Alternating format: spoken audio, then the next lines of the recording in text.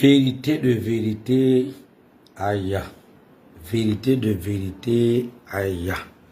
Pardon, excusez-moi, moi je veux comprendre quelque chose. Je vous ai toujours dit que je suis bête comme l'âne. Quand on m'explique un problème, je viens vous expliquer. Entre vous et nous, on trouve une solution. On essaie un peu de se faire comprendre. Comme on dit, on apprend tous les jours. C'est pas ce qu'on dit. On dit on apprend tous les jours. Bon, là nous avons un petit cas sur Amissa, à Franceville. Donc on va essayer un peu de comprendre parce qu'on sait qu'actuellement là, le directeur d'Amissa, c'est un militaire, non? C'est un gars du CTRI. Donc on sait que le CTRI, eux, ils bougent. Donc nous, on cherche à comprendre. Maintenant qu'ils viennent donner des explications, et est-ce que chercher à comprendre, c'est mauvais? Non. Bon, monsieur le directeur, il y a une situation au sein d'Amissa qui intrigue certaines personnes. Il y a une dame, elle est plus ou moins gestionnaire à la pharmacie d'Amissa. Je crois qu'elle s'occupe de médicaments, un truc un peu pareil comme ça.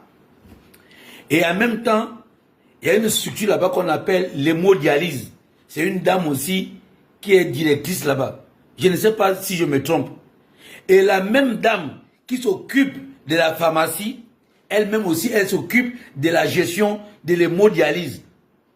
Moi, je veux comprendre.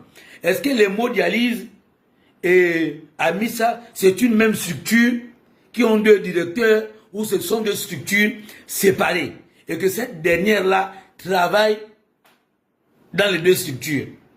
Parce que moi, je vais me comprendre, pardon. Ne m'amenez pas le nom loin. Moi, je vais comprendre.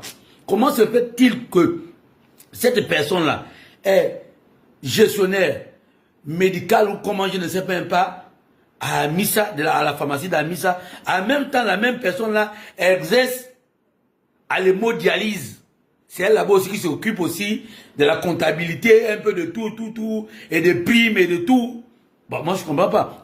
Il y a un manque de personnel où il y a des gens moins qualifiés et elle est la seule qui est qualifiée dans ce sens-là. Parce qu'on a beaucoup d'enfants qui sont au chômage, hein. On a beaucoup de gens qui ont fait comptabilité. Bon, cette dernière-là, elle fait du ping-pong là. Hein, monsieur le directeur, essayez un peu de nous expliquer. Parce que pour nous, c'est dire toujours qu'elle est là depuis, hein, bien avant vous. Hein, Yampou. C'est ça, non, c'est pas mon grand-père Mpouké là-bas. Quand on vous demande d'aller toujours au village, vous ne voulez pas aller au village. Voilà même, on ne sait même plus qui dirige l'hôpital à Misa. Si c'est mon grand-frère ou c'est pas mon grand-frère.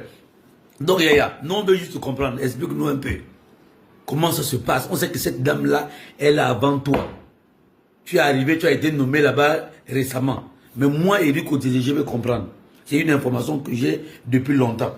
Cette dame-là, on ne cite pas le nom des gens. Le problème, c'est pas bon.